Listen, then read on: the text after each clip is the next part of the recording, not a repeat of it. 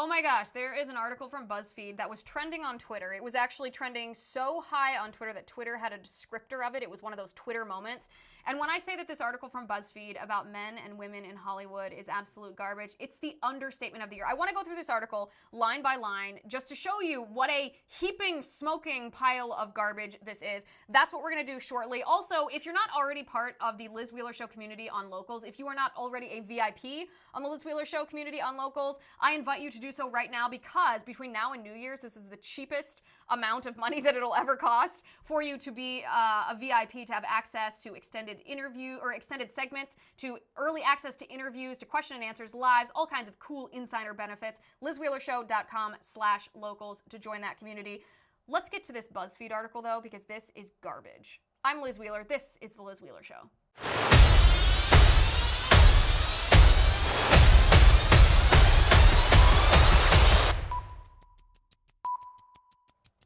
Okay, so this was trending, this article from BuzzFeed was trending on Twitter, and the Twitter moment, you're familiar with what a Twitter moment is. It's when Twitter takes a trending topic and they aggregate the information about it in a way that how they want you to understand it, basically. So with this BuzzFeed article, they titled this moment, "Men Being Saviors to Women in Hollywood." And they go through a list, as BuzzFeed does. They do a listicle. Everything's a listicle on BuzzFeed. That's actually the only good thing about BuzzFeed, is the fact that they write in listicles, I think. But Twitter described this moment as men being saviors to women in Hollywood, and they number different instances of men sticking up for women. Now, I hesitate when I say sticking up for women because BuzzFeed does something very pernicious in this article. BuzzFeed presents women in Hollywood as if women, just by nature of being women, are weak. And their premise is that they're surprised that each and every one of these men did something, at least ostensibly nice, for the woman in Hollywood. Because their surprise is based on the premise, the feminist premise, that all men are awful, all men are oppressors, maybe even as extreme as all men inherently are rapists until it's socialized out of them. And so they're surprised that each of these men is doing something nice for a woman. Now, let me just say, some of these men in these examples, we're going to go through them one by one. This isn't going to be hypothetical. Some of these men are genuinely nice and they do genuinely good things. Great. Good for them. That's how they should be behaving. But some of these men, as you will see, appear to be acting very insincerely. Their words ring hollow. They are simply platitudes. In other words, they're trying not to be canceled by the radical woke left here. And BuzzFeed propagates a pernicious lie of epic proportions in every single one of these examples, and we're going to talk about that in a second. But first, I want to talk to you about Soul. Today's episode of The Liz Wheeler Show is brought to you by Soul, the sustainable orthopedic footwear company that seeks to enhance your mobility and improve your foot health to keep you in the game longer by building shoes from the inside out. So what is a footbed, you might ask? 85% of the population will have one or more foot-related ailments in their lifetime. We're talking plantar fasciitis, Morton's neuroma, shin splints, etc., etc. A lot of these, admittedly unsexy ailments, can be helped with a footbed. Soul has created a footbed, and they define a footbed as a great place to rest your soul. It's affordable, customizable, and improves people's everyday foot comfort. Millions of customers rave about this product, and 2/3 of Soul customers have 2 or more pairs of footbeds. Once you know the comfort, the pain relief, the performance enhancement, and injury prevention benefits of Soul footbeds, you will want them in every shoe you own. Now, Soul has an amazing offer for first-time customers, 50% off if you use my URL. yoursoul.com/Liz. yourSOLE.com/Liz, and you can try Soul for yourself. They're so confident that you will love them. They offer a 90-day money-back guarantee. It's very hard to go wrong. It's a very good deal. And this offer is applicable to all items on their store. yoursoul.com/Liz. Okay, so let's open up this article and men being saviors to women in Hollywood, and let's analyze this. So the first example is Chadwick Boseman. They say Chadwick Boseman took a huge voluntary pay cut for 21 Bridges so Sienna Miller could be paid equally, and 13 other famous men who demanded better for their women co-stars. This is how the article is introduced, right? They say, much like the rest of the world, Hollywood and the entertainment industry are plagued by gender inequality when it comes to pay, representation, and treatment. Even huge stars like Amanda Seyfried aren't always paid equally to their male counterparts. Then they try to get academic. Don't worry, we're going to unpack all of this. They say, additionally, the University of Wisconsin-Milwaukee found that, quote, if you look at the raw gap between what men and women are paid in Hollywood at the superstar level, it's an over 2.4 million difference. Keyword there to keep in mind, raw gap. It's not adjusted for the type of role. It's not adjusted for the amount of work. It's not adjusted for how much the movies make at the box office. No, it's the raw gap between men and women. So they say, taking factors such as the amount of time spent filming, stunt work, and level of experience into account, they still found that the wage gap was about $1 million. So let's start first, this premise that women in Hollywood are paid less simply because they are women. This is actually the same type of narrative, the same false narrative that was propagated by the U.S. women's soccer team. Remember Megan Rapinoe, who, with her pink hair and her kneeling for the national anthem and her going to the Biden administration and demanding equal pay? Well, it turns out that it's not that they're suffering from being treated with sexism. It's that the U.S. women's soccer team doesn't earn as much money as the men's soccer team. So Megan Rapinoe, for example, makes a false equivalence with what she's doing on says, I work as hard as the men, I show up, I play as many games, I should be paid equally for the work I do.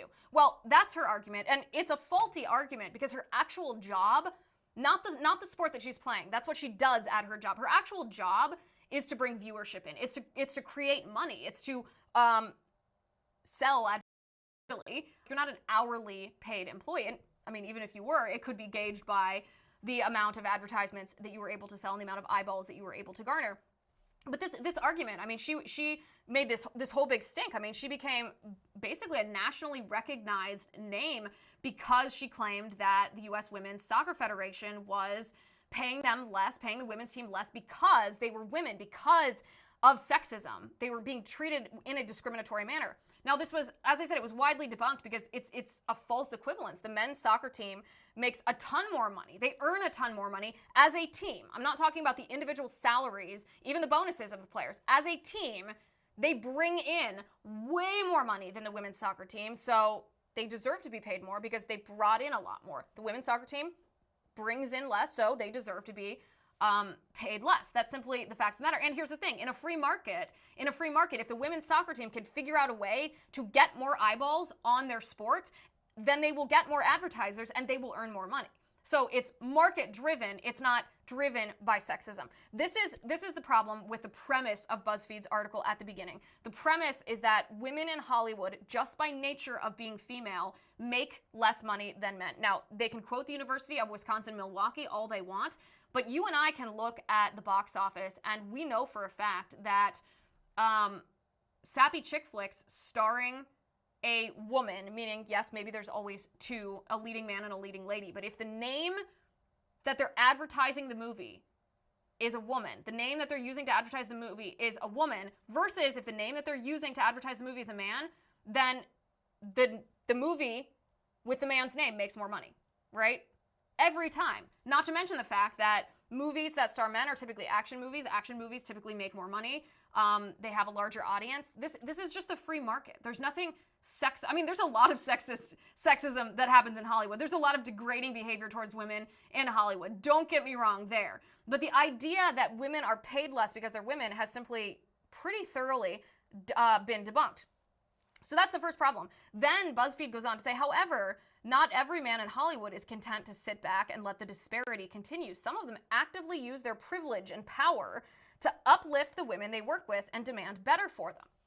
So this I have a problem with. Before we even get into the individual examples, this I have a problem with because their secondary premise is that women are oppressed, right? The premise of feminism is that men are oppressors, but the secondary premise is that women are oppressed. Now, if you're oppressed, then if women are oppressed, then the premise BuzzFeed is suggesting is that women need to be saved. Women need saviors. And BuzzFeed wants women to look to men to be their saviors. Now, to me, that seems like the most anti-feminist thing that you could possibly say, especially in a free nation with equal rights where women actually do have equality with men. We actually do have equal opportunity. We actually do have equal rights to men. So we certainly don't need men to be our savior, but BuzzFeed says we do. So then they go on to say Chadwick Boseman gave up a significant portion of his own salary to his 21 Bridges co-star Sienna Miller so that she could be paid what she, quote, deserved to be paid. She, meaning Sienna Miller, told Essence, he said, you're getting paid what you deserve and what you're worth. It's just unfathomable to imagine another man in the town behaving that graciously or respectfully. In the aftermath of this, I've told other male actor friends of mine that story, and they all go very, very quiet and go home and probably have to sit and think about things for a while, but there was no showiness. It was, of course, I'll get you that number because that's what you should be paid. Two things. One, she deserves to be paid what she can bring in. It's a business. So if she can bring in less than a man, then she deserves to be paid less than a man. It has nothing to do with equality for women, what monetary value you bring to the film. That's how Hollywood works. Movies make money, and based on how much money the movie makes, that's how much you get paid. There's also, by the way, the matter of negotiation. Women typically, not all women typically don't negotiate with the same hardball attitude that men often negotiate with. And so if women have negotiated for themselves contracts of lesser quality, then whose fault is that? It's that individual person, whether it's male or female, but more often than not, it's women who do that, not men. The other thing is, what kind of self-respecting woman would take a handout like that? I simply cannot imagine a man patting you on the head and being like, you deserve more. I'm going to give you some of my money. Like, how patronizing. I don't think that that's kind, actually. I think that's patronizing, and I think that if she had any self-respect, she would have rejected it. I cannot believe that someone would be proud of this or brag about this. But BuzzFeed's not done. BuzzFeed goes, when Michelle Rodriguez threatened to drop out of The Fast and the Furious over a cheating storyline that she refused to do, her co-star, Vin Diesel, sided with her and helped get the script changed. Rodriguez told the Daily Beast, Vin was the first one to pull me to the side while I was crying, and he just looked at me and said, I got your back, chill out and let me handle this, and you're right, it makes me look bad anyway. So again, Vin Diesel acted because it was in his best interest. He didn't think that it made him look good, which is fine. He should, but what did he do?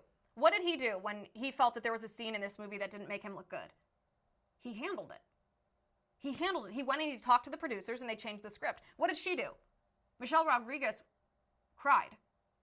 So maybe the disparate outcomes in business situations has to do with the actions that you take or your behavior, and doesn't just have to do with your genitalia, what gender your DNA says that you are. Maybe it has to do with how you act and the value that you bring to the production as a whole. So then we have another example. BuzzFeed writes, WandaVision director Matt Shakman employed Elizabeth Olsen to consult on the design for her new Scarlet Witch costume because, quote, she knows what she has to do better than anybody, having done this for years now. This one, I actually just stopped and scratched my head because a lot of these other examples are either women being ridiculous or guys being patronizing. And this one I was like, what is so special about this? He said, she has the most experience, so we're going to go with her. Great, good for him. Good for him. This is one of those times that you can just say, yeah, this wasn't sexism. There's no sexism involved on either way. If she had not been consulted on her costume, there wouldn't have been sexism. And because she wasn't consulted on her costume based on her experience, that has nothing to do with sexism. It has to do with her experience. I don't think men need to be patted on the back for picking someone who has good experience. I mean, it was a ridiculous example. Then BuzzFeed goes, as someone who understands the largeness and the expectations that are there, Samuel L. Jackson helped take the pressure of joining the MCU off Brie Larson while filming Captain Marvel. He told Entertainment Tonight, part of my job being with her is to tell her, look, create this character that you want and make her as dynamic as you want to be, and Marvel takes care of the rest. Again, first of all, I think we all know Brie Larson on set was known to be a nightmare. She was known to act like, I am the woman's icon, the icon for women. She was trying to be a feminist caricature, and that simply takes a little bit away from the idea that she was treated differently based on her gender if she was behaving differently based on her gender. Now, again, the premise that BuzzFeed is presenting is that women are weak, that women need to be saved by men. They're buying into this feminist trope that men are awful if it's not socialized out of them, that it's surprising that men are doing nice things for women, and that women really need that leg up if they're going to be successful in Hollywood. And I don't buy into any of this. I think this is the absolute worst message. This is something that's ingrained in our culture. This is a poisonous ideology that has now been indoctrinated into a whole generation of young women, and it's obviously counter to the original idea of equality for women. We all want equality for women. We all want to be treated fairly, regardless of our immutable characteristics. But that's not what BuzzFeed is celebrating here. BuzzFeed is celebrating actually a toxic ideology that hurts women because it puts women in a, quote, weaker position and tells women right off the bat that they are oppressed because of their gender, that men are the oppressors, but that we as weak women have to look to our oppressors, men, to save us and to, be patronizing to us, to give them equity and not equality. Like I said, the gender pay gap has been roundly debunked. It's not based on sexism, it's based on choices. In Hollywood, it's based simply on a business model where men make more money, and so they're paid more. Movies that star men make more money, so the men that star in them are paid more than the women who star in them. There's a lot of sexism, a lot of misogyny in Hollywood, a lot of abuse of women in Hollywood. But what BuzzFeed is talking about now, this is not it. This is not it. This is a cultural ill that hurts women. This is not the only cultural ill that hurts women. Billie Eilish, of all people, I never thought I would live to see the day I think it's incredible for Billie Eilish to make a comment about this particular talk in a second, but first I want to talk to you about Paint Your Life. Now, paintyourlife.com is just as cool as it sounds. I absolutely love this product. So you literally get to turn your favorite memories into art that lasts forever. How it works is this. You submit a picture. Now, this photo can be of anything, of your most emotional life moment, maybe a baptism, maybe a wedding, maybe an anniversary, maybe a birthday party, maybe a sporting event, maybe a family reunion. And an artist turns that photo into a painting. It is such a meaningful gift. Now, when I first heard about this, I thought, wow, this is super cool, but I bet it's really expensive. Not so. It's very affordable. And also, you are so involved in the process. Once you submit your photo, you get to approve the draft, and then they ship it to you in as little as 2 weeks. So if you want to give a truly meaningful gift, you've got to try paintyourlife.com. Again, you can pick any picture. You can even combine pictures, and they'll make a painting of it. Just send any photo. At paintyourlife.com, there is also no risk. If you don't love the final painting, your money is refunded, guaranteed. And right now, as a limited time offer, you can get 20% off your painting. That's right, 20% off and free shipping. To get this special offer, text the word Liz to 64,000. That's L-I-Z to 64,000, Liz to 64,000. Paint Your Life helps you celebrate the moments that matter the most. So, Billie Eilish is literally the last person in Hollywood that I ever thought that I would agree with. I have thought that Billie Eilish's music videos in the past are actually satanic, actually demonic. I mean, I am an adult woman who talks about the most horrendous news stories that are happening in our country and around the world, and even I am shocked and disturbed by Billie Eilish's music videos, and I have been in the past. I remember talking about this actually with my youngest sister who's still in college because she mentioned something about it, and I said, I won't even watch that. It's so disgusting. But Billie Eilish said something that most people, this isn't even partisan, most people will not say this. Billie Eilish says that her brain was destroyed by pornography.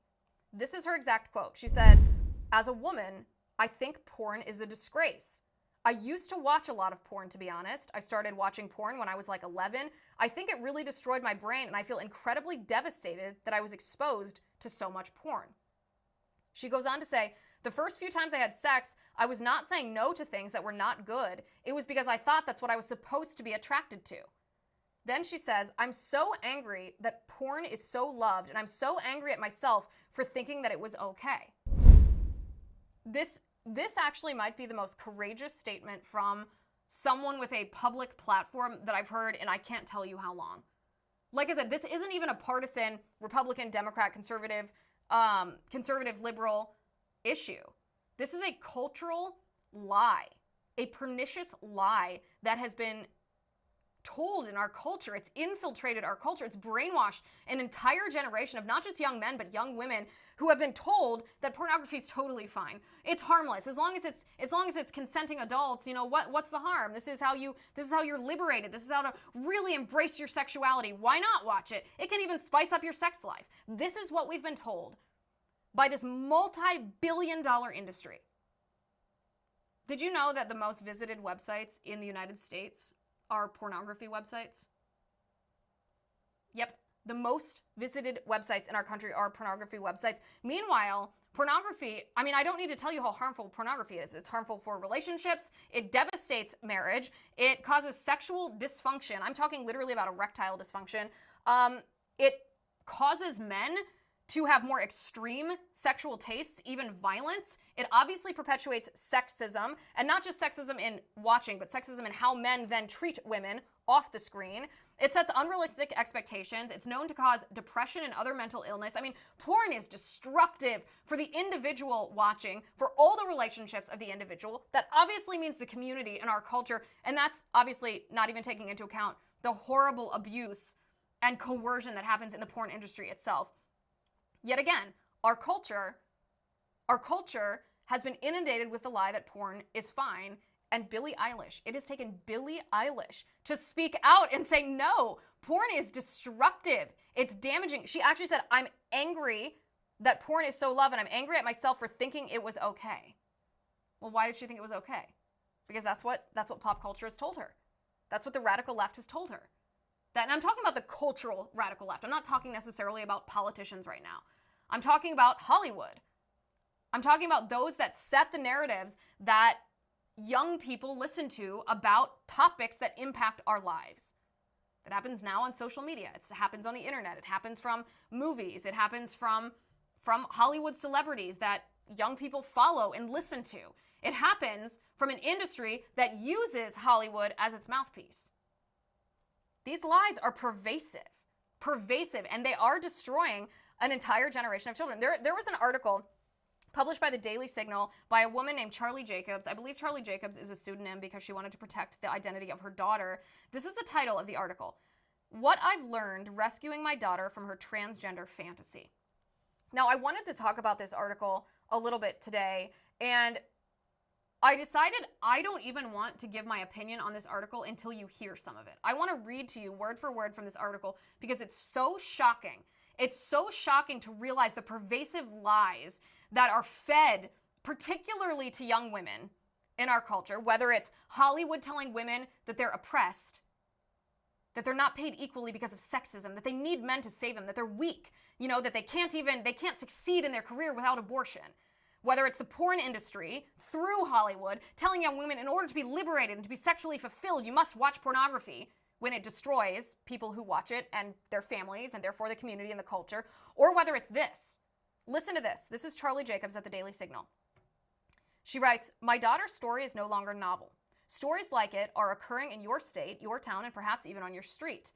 Gender dysphoria, the incongruence between the mind and the body, moves stealthily and quickly to invade girls and boys alike. But this is not a cautionary tale. It's a warning. My daughter was an ultra-feminine girl since birth. She insisted that her room be painted pink, and she refused to wear anything but dresses until 3rd grade. She avoided her older brother's toys and sports, choosing tea sets and Shopkins, a series of tiny collectible toys. Her favorite activity was to slip into my closet and don my few sparkly clothes and shiniest of heels. She rejected sports in favor of art and sewing. That all abruptly changed when she turned 12. As her body matured into young womanhood, she stopped begging for a bikini and avoided any clothing that accentuated her figure. She hid her breasts under men's extra-large sweatshirts." Then Charlie Jacobs says, "Then my daughter immersed herself into anime art and cosplaying, the hobby of dressing like fantastical characters. I supported her creative side. I didn't know that anime and cosplaying can overwhelm a young mind. I didn't know that anime and cosplaying involve gender-bending themes and that the community crosses into pedophilic and sexual themes. I also didn't know the older cosplay community groomed the younger cohorts." She then says, "During that same time period, my teen went through Teen Talk, a Manitoba, Canada-based program that says it provides youth with accurate, non-judgmental information on sexuality, reproductive health, body image, substance use awareness, mental health, issues of diversity, and anti-violence issues. This happened at her public school. She came home with a whole new language. She and all her girlfriends discussed their labels: polyamorous, lesbian, pansexual. None of the 5 girls chose basic, their term for a straight girl. Now," Charlie Jacobs said, "I was worried. She distanced herself from her old friends and spent more time online. When my daughter was in 8th grade, as a Christmas gift, I took her to SAC Anime, an anime convention in Sacramento, California. There she met a girl 3 years her senior, but light years more mature. That girl mesmerized my daughter with her edginess and magnanimous personality. The older girl went by they.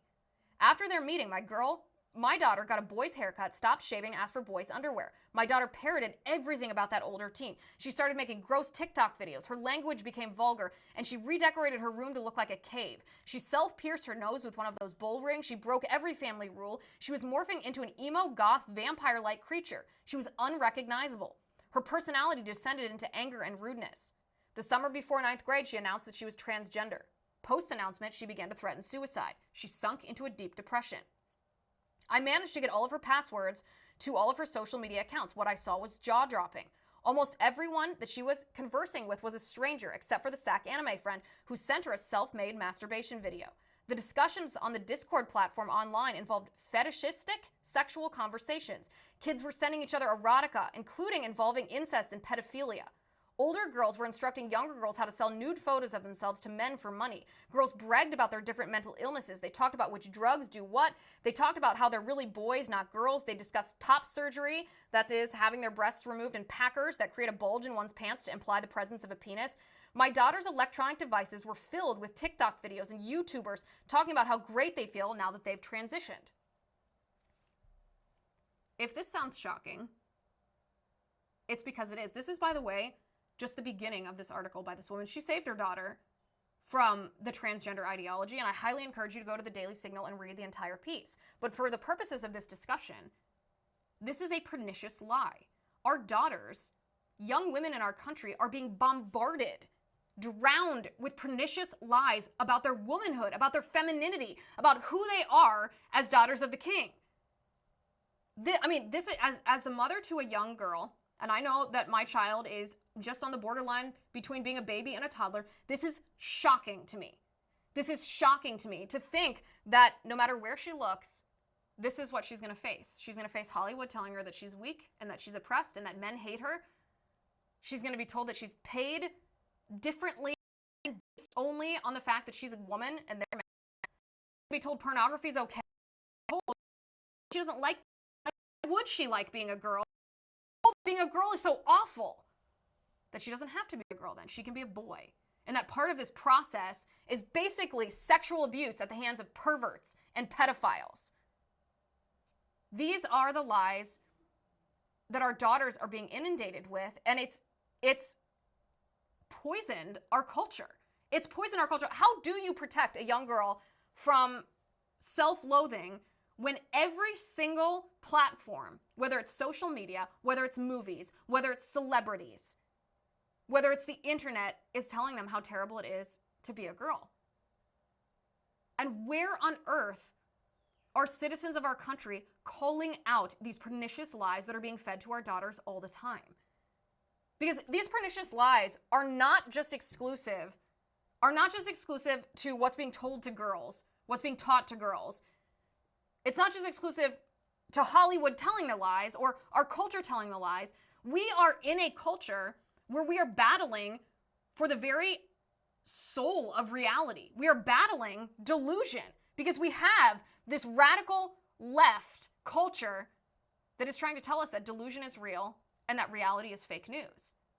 And this does start at the top. This does start not just in the culture, but in politics. We're going to talk about this in just a second, but first I want to talk to you about Moinkbox. Do you hear that? If you could see and taste this bacon from moinkbox.com, you would order it right now. But for now, let me tell you, it is delicious. I'm telling you, you've got to get moinkbox.com. Now, you know I'm vegan, so I asked my husband what he thought of moinkbox.com. I made him some salmon. His mother made him some sausage from our Moinkbox. He was delighted to open this box when it was delivered to us because Moink delivers grass-fed and grass-finished beef and lamb, pastured pork and chicken, and wild-caught Alaskan salmon direct to your door. By the way, this also helps family farms become financially independent outside of big agriculture, which of course is a good thing.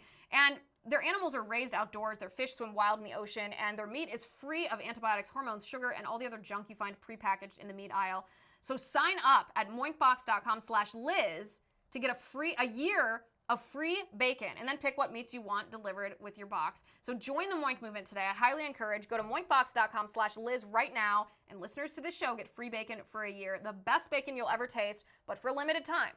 Now, this is spelled moinkbox.com/Liz. That's moinkbox.com/Liz. You'll be glad you did. It is delicious. Okay, so it's not just cultural lies that we're being told.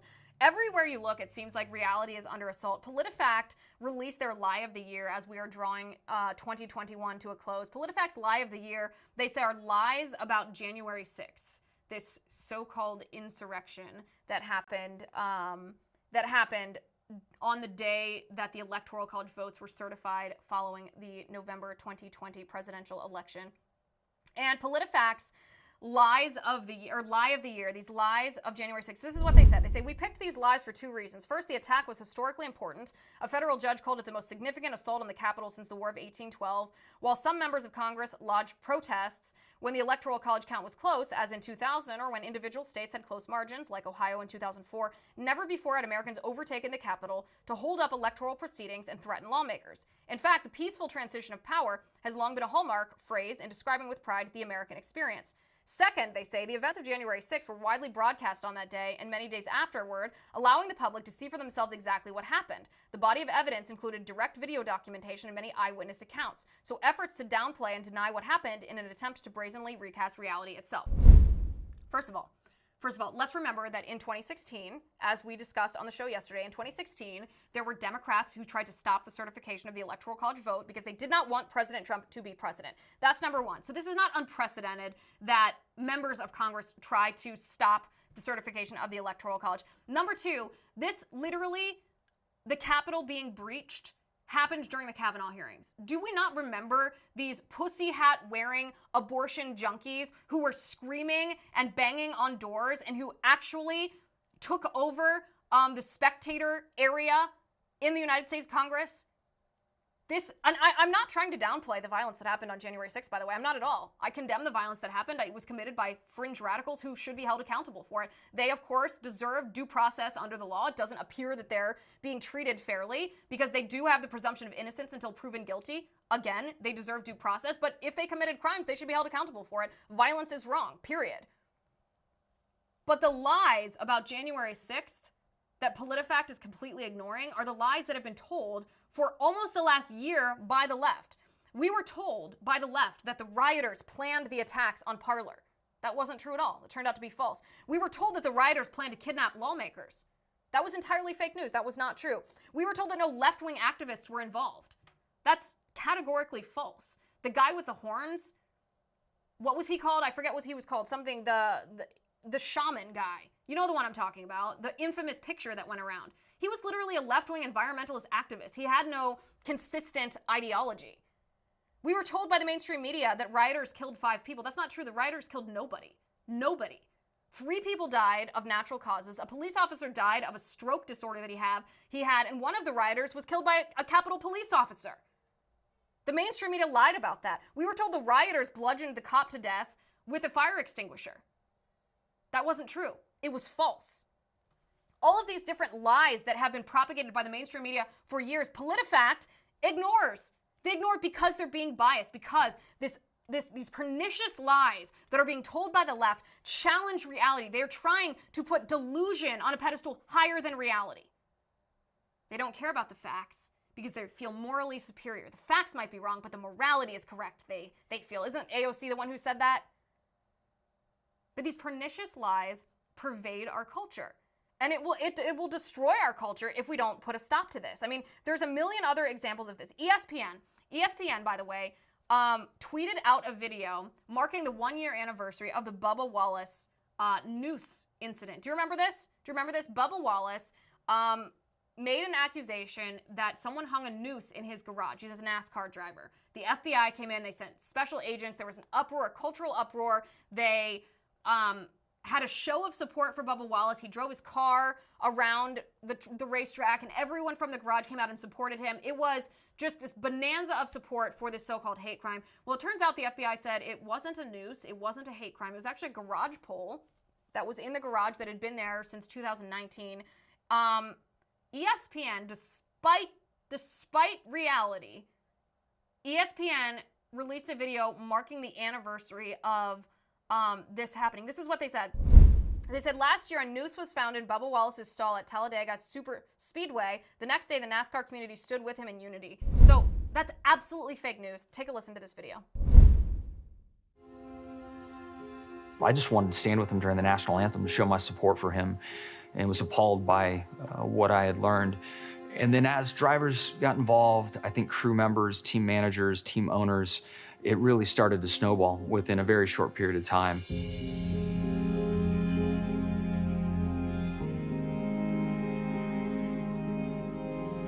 The most incredible, non-competitive moment in sports I'd ever seen. That moment, I could feel the weight of that moment, and I think we all did as we were walking. When I get out of the car, I look back, and I was like, holy shit, it's the whole garage. The whole garage. And that's when I lost it.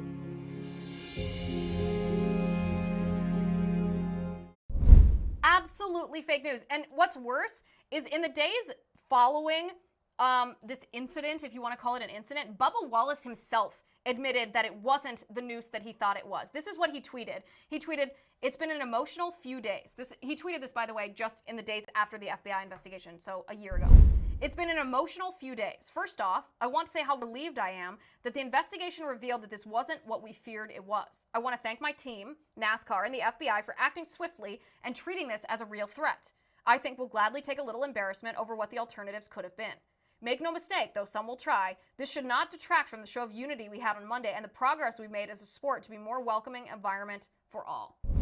Bubba Wallace even admitted that it wasn't a hate crime, it wasn't a noose. The FBI said there was no crime committed, it was a garage bull that had been there from 2019, and yet ESPN pushes this pernicious lie because they want to poison our culture with this idea that we're a racist nation, that the United States was built on such racism as to render us illegitimate. If the United States is so racist as to be illegitimate, then, well, that means that our institutions should be torn down. That means our government should be reorganized. How should it be reorganized? Well, wouldn't you know that reorganization will lead directly to Marxism, just like every other pernicious lie being told. Whether it's Hollywood and the gender pay gap, well, how do you solve that in the eyes of the left? Redistribution of wealth, socialism. Whether it's this idea that men are oppressors and women are oppressed, well, how do you solve that in the eyes of the left? Equity, which is discrimination against some people in order to not even out the playing field, but to achieve equal outcome, not equal opportunity. That, my friends, is collectivism. That's socialism, the baby of communism. Whether it's the pornography lie, destroying marriage, destroying family, whether it's the gender lie, destroying individuals in order to destroy relationships, whether it's these politicians lying about what actually happened at the Capitol in order to paint the Republican Party as being a threat to democracy so that the Democrats are in charge of reorganizing it, whether it's this racial narrative that's been propagated by the left, telling us that we are so divided that white people should take a seat and that our nation must change. Our entire nation is illegitimate. Their goal, my friends, is clear. It is to destroy the bedrock, the foundational institutions of our nation, whether it's cultural, whether it's governmental, so that they can usher in Marxism. And they do this by propagating these pernicious lies. If we don't call them out, it will be too late. If we don't stand up for reality, then who will? Our country will be destroyed if we don't. The Locals VIP of the week, the great and powerful Jay Hay will cue the Vestaboard at any moment. The great and powerful Jay Hay will cue the Vestaboard at any moment. That's his cue, of course, to do so. Shadows of M is our Locals VIP of the week. Shadows of M, welcome to the Liz Wheeler Show community on Locals. It is delightful to have you part of our little club. We're growing, tens of thousands of us over there now, and I'd like to think that we have a pretty good time. We do live Q&As. We do hot takes on issues that pop up through the day. We do extended segments. We talk about topics that big tech will kick us off for, maybe related to COVID, vax, masks, studies, you name it, transgenderism. We do interviews that you get exclusive early access to if you are a VIP on Locals, and until New Year's, if you want to become a VIP, be part of our exclusive community, you can do so for the cheapest price ever. It's $56 a year for VIP membership. So please, if you are not already part, join us at lizwheelershow.com/locals. Shadows of M, please introduce yourself to the rest of the community. Let us know why you're there, where you're from, and what issues are most important to you. I'm Liz Wheeler. Thank you for watching. Thank you for listening. This is The Liz Wheeler Show. The Liz Wheeler Show is produced by Jonathan Hay, executive producer Chad Abbott, director of photography Kevin McRoberts, editor Alejandro Figuerella, sound mixer Robin Fenderson, director of marketing Emily Wachler, production and talent coordinator Matt Toffler, and senior publicist Patricia Jackson. This has been a Soundfront production.